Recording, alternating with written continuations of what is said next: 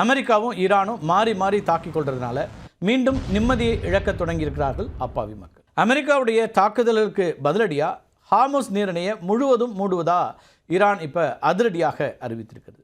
இது சாத்தியமா அப்படிங்கிற கேள்வி எழலாம். புவியியல் மற்றும் இராணுவ உத்திகளோட கணக்குப்படி பார்த்தோம்னா ஈரான் ஹார்முஸ் நீரிணையை முழுமையாக மூடிவிட்டதாக அறிவிப்பது சாத்தியம்தான்.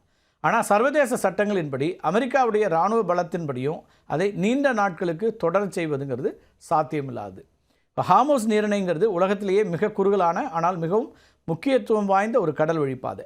ஹார்முஸ் வடக்கு பகுதி முழுவதையும் ஈரான் கட்டுப்படுத்துது. அங்கே இருக்கக்கூடிய கேஷ்ம் ஐலாண்ட், அதேபோல் ஹார்முஸ், அதேபோல் லாரக், இந்த முக்கியமான ஐலாண்ட்ஸ் இருக்குது, தீவுகள்லாம் இருக்குது. இதெல்லாமே ஈரான் கிட்ட தான் இருக்குது. ஈரானோட வசம் இருக்கிறதுனால கப்பல் போக்குவரத்தை அவங்களால எளிதாக கண்காணிக்க முடியும்.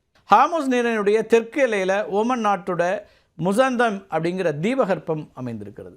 இதனால் ஹார்முஸ் நீரிணையுடைய தெற்கு பகுதி சர்வதேச கப்பல் போக்குவரத்துக்கான தடம் பெரும்பாலும் ஓமனுடைய கடல் எல்லைக்குள்ளேயே அமையுது.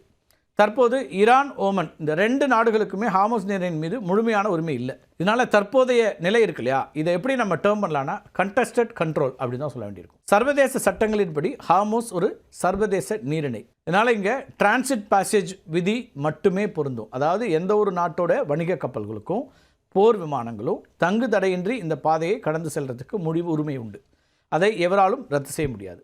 அதே நேரத்தில் ஈரான் என்ன வாதம் வைக்கிது அப்படின்னா 1982ஆம் ஆண்டில் United Nations convention on the law of sea இந்த மாநாட்டில் ஈரான் கையெழுத்திட்டு இருந்தாலும் அதை தன்னுடைய நாடாளுமன்றத்தில் அங்கீகரிக்கவில்லை. அதனால் இது சர்வதேச கடல் பகுதி இல்லை, இது ஈரானுக்கும் ஓமனுக்கும் மட்டுமே சொந்தமான உள்நாட்டு கடல் வழி பாதை அப்படின்னும் நாட்டோட பாதுகாப்புக்கு அச்சுறுத்தல் ஏற்பட்டால் போக்குவரத்தை தடுக்கக்கூடிய அதிகாரம் எங்களுக்கு உண்டு அப்படின்னும் ஈரான் சொல்லுது. ஈரானோட ஒட்டுமொத்த தெற்கு கடற்கரையும் இந்த நீரிணையை ஒட்டியே அமைந்திருக்குது.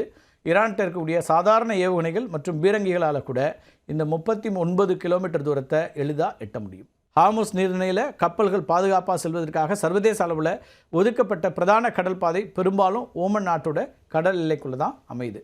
ஈரான் தன்னுடைய எல்லையை மூடினாலும் ஓமனில் எல்லைக்குள்ளே செல்லக்கூடிய கப்பல்களை தாக்கினால் அது சர்வதேச சட்டப்படி குற்றமாகும். ஹார்முஸ் நீரிணை நீண்ட காலத்திற்கு முழுமையாக மூடப்பட்டால் உலக பொருளாதாரம் ஸ்தம்பிச்சிடும். இது நம்ம எல்லாருக்கும் தெரியும்.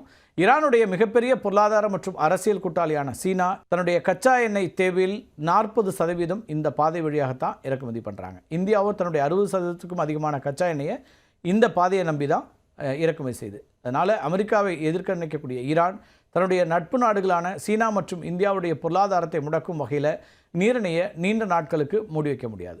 ஈரான் ஹார்முஸ் நீரிணையை மூடிவிட்டோம் அப்படின்னு அறிவிக்கிறதுங்கிறது ஒரு அரசியல் மற்றும் இராணுவ அச்சுறுத்தல் மட்டும்தான். தங்களுடைய ஏவுகணை பலத்தால் சில நாட்களுக்கு கப்பல் போக்குவரத்தை அவங்களால தடுத்து நிறுத்த முடியும் அப்படிங்கிறதும் நிஜம்தான்.